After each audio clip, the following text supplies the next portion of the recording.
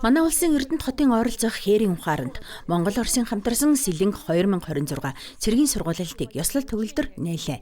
Энэхүү байлдааны бэлтгэл сургуулилт нь олон улсын алан хятах үйл ажиллагаатай тэмцэхэд чиглэлтэйг.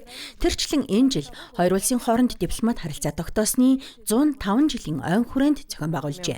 Тэгтээ 18 жилийн өмнө 2008 онд дархан нэртэйгээр зохион байгуулсан хамтарсан цэргийн сургуулилт өнгөрсөн 18 жилийн хугацаанд цар үрэ агуулгын хувьд ихээхэн өргөдсөн.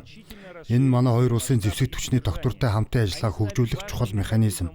Хоёр орны найрамдлын бат бөх гүүр ус юм а. Силами наших государств и прочным мостом дружбы между нашими странами. Түүнчлэн сургуулилтын хэлбэрч өөрчлөгдсөн байна. Өмнө нь тактикийн сургуулилт хэлбэрээр зөвхөн нэг төрлийн цэрэг оролцдог байсан бол 2024 оноос зэвсэг түвшний төрөл хоорондын сургуулилт болжээ.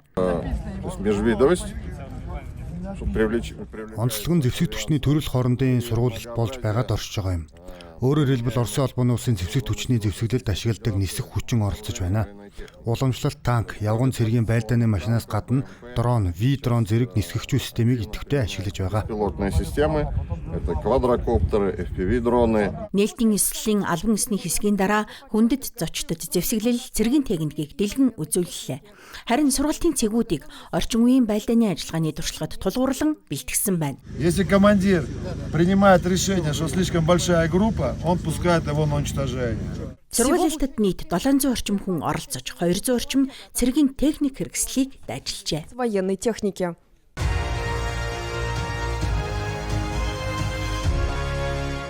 Галс нөөгчд, аврагчид болон эмнэлгийн ажилтнууд ялангуяа өргөн цар хүрээтэй гамшигын үед гар нийлэн ажилддаг юм. Энэ удаагийн сургуулилч мөн ийм зарчмаар өрнөлөө. Сургуулилтын зохиомл нөхцлөөр Вознесеновка тосгонд газар хөдөлж 200 орчим хүн уртжээ.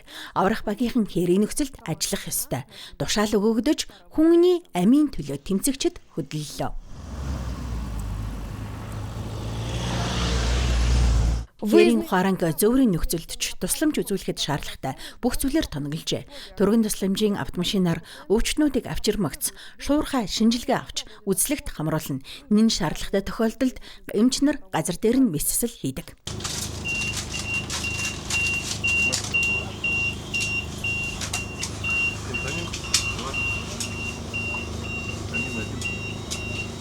Хээрийн нөхцөлд хийх мэссэл эмнэлгийн суурин нөхцөлд хийдэг мэсслээс огтхонч хэлбэр биш. Энэ нь мэрэгчлэнүүдээс мөн адил анхаарал болгоомж төвлөрөл болон уялдаа холбоотой ажиллагааг шаарддаг юм.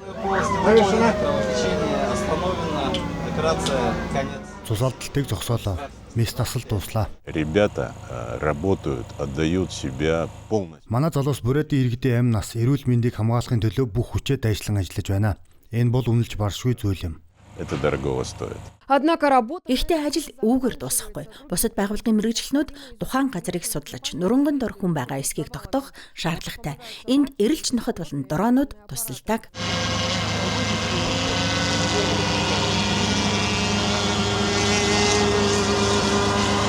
Очень отрадно, что принимали в данном тактико-специальном учении. Онцгой байдлын яам, дотоод иргэн яам болон бусад байгууллага хоорондын гэрээнд хамрагддаг байгууллагуудын төлөөлөл оролцсон нь сайшаалтай. Энэхүү сургуулилт ур чадварыг дадлажуулахад тустай бөгөөд цаашдаа олон хүний амийг аврахад нөлөөлнө гэж бодож байна. Я считаю, что данное мероприятие, оно энэхүү арга хэмжээ зорилгоо 100% биелүүлсэн гэж бодож байна. Өнөөдөр энэ бол хамгийн чухал чиглэлүүдийн нэг юм а. Энэ онцгой байдлын үр дагаврыг арилгахад эмнэлгийн ажилтнуудаа бэлтгэх ажил юм. Тэд бүгд бэлэн байна. Энэ л хамгийн чухал юм а. Это самое важное. Кроме того, эти учения... Түүнчлэн энэ удаагийн сургуулилт онцгой ач холбогдолтой байлаа. Энийг гамшигын ангаах ухааны төвийн 25 жилийн ойд зориулн зохион байгуулжээ.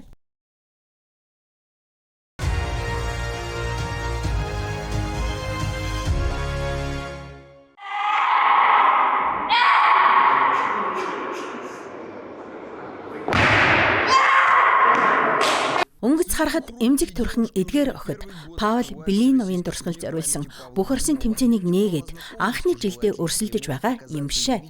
Хүндийн өргөлийн талаар төдийлөн мэдэхгүй хүмүүст тэд ийм хүнд штанг хэрхэн өргөдөг нь гайхмаар санагдаж болох юм. Гэхдээ амжилтын нууц энгийн сайтар эзэмшсэн техник болон бэлтгэлийн танхимд өнгөрүүлсэн олон цагийн хөдөлмөр.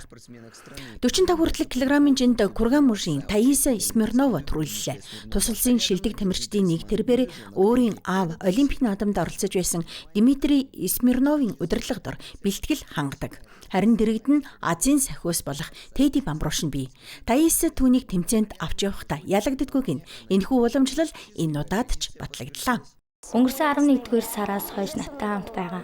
Хаашаа ч гэсэн наттай хамт байдаг юм. Оросын аврах шалгаруулах ихэнх тэмцээн, хот можийн тэмцээн болно. Бүх Оросын хэмжээний бусад тэмцээнд шалгаж явсан. Тиймээс манай баг 2 биш 3 гишүүнтэй. Би төрүүлэн гэдгийг мэдээгүй. Гэхдээ штангтаа өөрөө л тэмцэх хэрэгтэй болсон. Тэмцээн эхлэхийн өмнө Афины Олимпийн аварга Дмитрий Брестов тамирчдад амжилт хүсэж зөвлөгөө өглөө. Тэрээр Зима хотын хүндийн ургалтын сургуулийг эртнээс мэддэгч энд анх удаа зочилжээ. Энэ боломжийг ашиглан гарын өсгөө өгч тамирчдад зураг авахлан мэдээж спортын амжилтын нууцаасаа хуваалцсан байна. Энэ тэмцээнийг зохион байгуулж буй хүмүүс ажилдаа сэтгэл зүрхээ зориулдаг.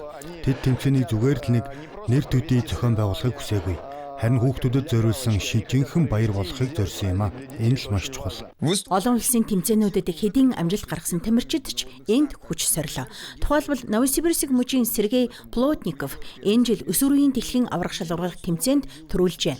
Тэрээр Зима хотод 65 хүртэлх килограммын жинд дахин ялалт байгууллаа. Мөн дэлхийн аварга шалгуулах тэмцээнд оролцож байсан Хакас улсын Станислав Арчимаев энэ удаа Шанлилийн тавцангийн дээд шатанд гарчээ. Энэ бол спортыг сурталчлан таниулахад боддоор хөв нэмэр оруулдаг чухал үйл явдал юм а. Хичнээн олон өсвөрийн тамирчин оролцож байгааг бид харж байна. Тэмцээний цар хүрээ жилээс жилд тэлж байгаа. Энэ жил 3 дахь удаага зохион байгуулж байгаа бөгөөд бүх Оросын хэмжээний статустай болсон. Эдгээр залуу тамирчны олонх нь цаашид их спортын замналаа үргэлжлүүлнэ гэдэгт итгэлтэй байна. Тэмцээнийг Оросын холбооны улсын говьяа тасгалжуулагч Павел Белиновын дурсгалж зориулан зохион байгуулсан. Энэхүү танхим болон тамирчин бэлтгэх тогтолцооны суурийг чухам тэрээр тавьсан юм а. Тэрний удирдлагад ор Евгений Шишляников, Светлана Подобедова, Татьяна Матвеева нар болон бусад олон нэрт тамирчид ялалтад бэлтгэж байжээ. Шавнар нь багшийнхаа дурсгал зориулан энэхүү тэмцээнийг жил бүр зохион байгуулдаг. Мөн дасгалжуулагчийн захиж сургаснаар өөрсдийн өмнө байнга шин зорилго тавьдаг байна. Олон хүндийг өргөгч шин дээд амжилт тогтоохоор Зима хотын давцанд ирэх зуныг дэсэн ядан хүлээж байна. Бид төлөвлөгөөний дагуу шат дараатай урагшилж байна. Анхны тэмцээнд 8 бүс нутгийн тамирчдыг цуглуулсан. 2 дахь тэмцээнд 14 бүс нутаг оролцсон. Харин энэ жил 16 бүс нутгийн тамирчдыг оролцуулах зорилгоо биелүүллээ. Бид цаашид ч хичээж оролцогчдын тоог жил бүр нэмэгдүүлнэ. Тиймээс 4 дахь тэмцээнд арай олон бүс нутаг үүнийг дагаад илүү олон тамирчин оролцуулах зорилт тавьж байна. Тем самым больше количество участников. Олон хүндийг өргөгч шин дээд амжилт тогтоохоор Зима хотын давцанд эрэх зуныг дэсэн ядан хүлээж байна.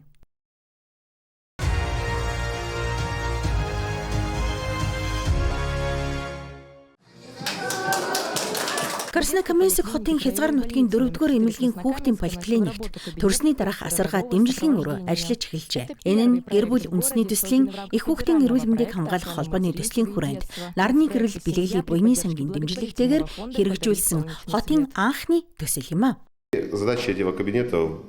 Энэ кабинет маш өргөн үрээтэй, томоохон зорилтуудтай. Юуны өмнө төрсний дараах үед ээжүүдийг дагалдан дэмжиж, сэтгэл зүйн тусламж үзүүлнэ. Хүүхдээ хэрхэн зөв хөхүүлэх, хэрхэн зөв асрахыг заахаас гадна аавуудад ээжид туслах арга барил эзэмшүүлж, альва стрессийг даван туулахад сургана. Учир нь хүүхэд төрүүлэх нь эмэгтэй хүнд дааврын болон бие махбодын хувьд асар их ачаал стресс болдог юм а. Тус кабинетийн орчныг их няран хэрэгцээнд тохируулан тонголсон байна. Энд хүүхэд үлгээдэг ширээ, няранжин, хөхүүлэхэд зориулсан тохилог сандал, питбол бөмбөг, мөн сүүн тижэл, нэмэгдэл хоол болон хүүхдийн асаргааны талаарх үзүүлэн сургалтын материалууд бий. Сложности есть у всех. Мама не знает. Бид аауд хүүхдээ хэрхэн зөвтгөж ямар байрлалаар төвлөхийг заадаг. Аав нээжд нь тусласнаар гэр бүл улам нэгдмэл болтгоо. Бие махбодыг нөхөн сэргээх нь дэмжлэгийн чухал хэсэг юм. Кабинетэд эмчилгээний дасгалын хэсэг тогтжуулсан бөгөөд ээжүүд энд арцхны булчингаа бэхжүүлж, биеийн ерөнхий байдлаа сайжруулах боломжтой. Тэрчлэн хүндрэлтэй төрсний дараа тусламж шаардлагатай эмэгтэйчүүдэд зориулсан физик эмчилгээний аппаратууд ч байна. Цаашид өвчтнүүдийн хүсэлт болон ийм төсөл амжилттай хэрэгжиж байгаа бусад хотын мэргэжилтнүүдийн туршлагад үндэслэн кабинетийн үйлчлэгийг өргөжүүлэхээр төлөвлөсөн байна. И помогая жене, он уже как бы нацелен на то, что их семья... Краснокаменск хотод төрсний дараах асарга дэмжлэгийн кабинет нээсэн нь амьдрал хамтдаа төрсний дараах дэмжлэгийн экосистем өргөн хүрээтэй төслийн нэг хэсэг юм. Төслийн хүрээнд Тула, Выборг, Луганск, Астрахань болон Саранск хотод ийм төвүүд хэдийн нэгдээд байна. Төрсний дараах үе бол эмэгтэй хүний амьдралын хамгийн эмзэг үеүүдийн нэг гэж эмчнэр хэлдэг учраас чухал ач холбогдолтой. Ээжүүд эрүүл байх тусам хүүхдүүд аз жаргалтай, гэр бүл бат бөх байх болно.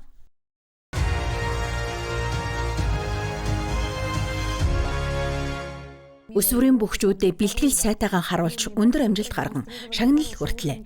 Тэмцээний шигшээ барилдаануудыг халимаг улсын тэргүүн үзэж сонирхов. Тэрээр нийт оролцогчийн үзүүлсэн амжилтыг өндөрөөр үнэлж, ийм тэмцээнүүд спортыг хөгжүүлж, залуу авиаснуудыг бэлтгэн хүмүүжүүлэхэд хувь нэмэр оролтгийг онцолжээ. Бату Хасиков ялагчдад медаль, диплом гардуулж, энэхүү тэмцээн жил бүр зохион байгуулагддаг уламжлалт арга амжаа болж, улам олон оролцогчийг татна гэж найдаж байгааг илэрхийлэв. Бату Хасиков ялагчдад медаль, диплом гардуулж, энэхүү тэмцээн жил бүр болдог уламжлалт үйл ажиллагаа болж, улам олон оролцогчийг татна гэдэгт найдаж байгаагаа илэрхийлэв. Мөн шинэ үеийн тамирчдад амжилтаараа урам зориг өгсөн Гарамга бүх Канжи Каруевийн дурсгалыг хүндэтгэн хадгалахын ач холбогдлыг халимгийн тэргүүн сануулжээ. Нашей культуре национальная борьба. Манай соёлд үндэсний бүх бол удмын кодын нэг хэсэг юм а. Миний хувьд Санжи Каруи бол үлгэр домгийн хүчит баатар байлаа. Түүнийг ардын жангар туйлын баатруудтай үргэлж зүйрлэн төсөөлдөг байсан. Түүний ялалтууд ширүүн барилдаануудыг нүдээр үзэж гэрч болсондоо би хувь заяандаа талархдаг. Түүнийг хүмүүстэй хэрхэн харилцдгийг ч харсан. Тэр бол энгийн даруй инээмсэглсэн халуун дулаан сэтгэлтэй залуу байлаа. Тус тэмцээн өсвөрийн бөхчүүд, дасгалжуулагчид болон хөгжүүн дэмжигчдийг нэгтгэсэн соёлын чухал үйл ажиллагаа болж байна. Оролцогчид медаль хүртээ зогсохгүй энд үнэт туршлага хуримтлуулж, хүсэл сонирхол нэгтэй тамирчид болон зөвлөн чиглүүлэгчидтэй танилцах боломжтой байлаа. Для меня это очень значимый турнир был. Санжи Каруи. Энэ тэмцээн миний хувьд маш их ач холбогдолтой. Учир нь Санжи Каруи миний шүтэн байсан юм. Барилдаануудыг нь үзэж байсан бөгөөд үнэхээр биширхмээр тамирчин шүү. Би Волгоградаас ирсэн маш чадварлаг бүхтэй барилдлаа. Тэр Оросын аврах шалгаруулах тэмцээнд 3 дугаар байр эзэлж байсан. На России. Первенец России.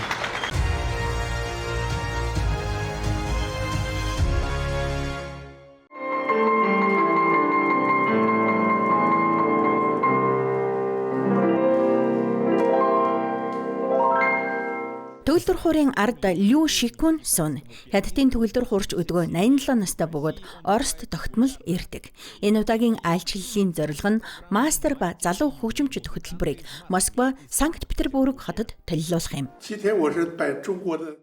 Өнөөдрийн тоглолтод оролцуулахаар би Хятадаас хүүхэд өсвөр үеийнхэн залуус гээд 20 орчим хүнийг авчирсан.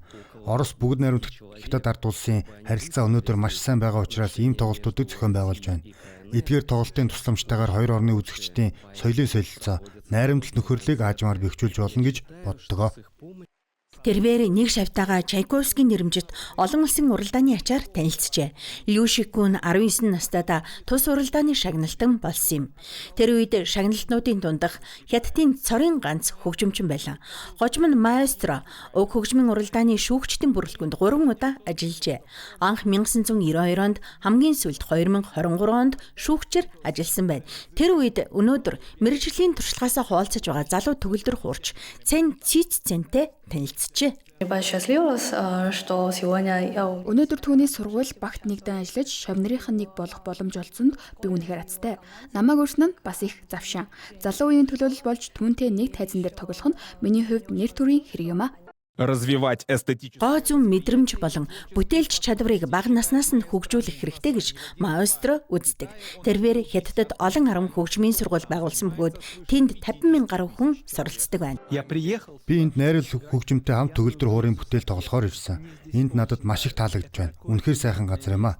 Москвад ирэхээсээ өмнө Санкт-Петербургт очсон. Тэнд үнэхээр гайхалтай үзэсгэлэнтэй байлаа. Тоглолтын үеэр Александр Ян Арахманиновын уран бүтээлээс тоглоно. Хөтөлбөрт өөр улс орон цаг үеийн хөгжмийн бүтээлүүд багтжээ. Харин Лю Шикун Хятадын хөгжмийн зохиолч Сян Синхан хатан голын багтууг сонгосон байна. Маэстрогийн гэргийн Сүн Инч мөн төгөлдөр хур тоглодог. Тэрээр 4 настайгаас даралтад хөгжим сурч 7 настайдаа пипа хөгжмийг давхар эзэмшсгээр шийджээ. Тэрээр хятадын эртний жавхцаст хөгжмөр Оросын хүн бүрийн сайн мэдих аялгауг тоглож байна.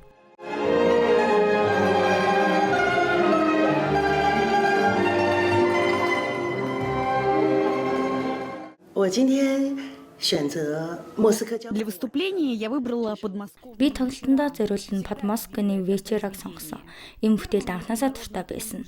Чайковскийн нэрмжит олон улсын анх дугаар уралдаанд ноён Ван Клиферн хожим нь миний нөхөр энэ бүтээлийг тоглосон юм.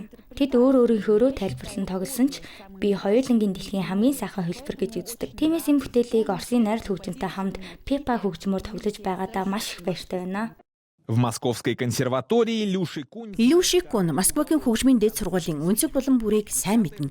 Тэрээр 1950-ад оны сүүлээр энд профессор Самуэль Пенбергийн удирдлагадор суралцж байжээ. Тэрнээс хойш Орост тогтмол ирж тус улсыг 2 дахь эх орноо хэмээн нэрлэдэг болсон байна.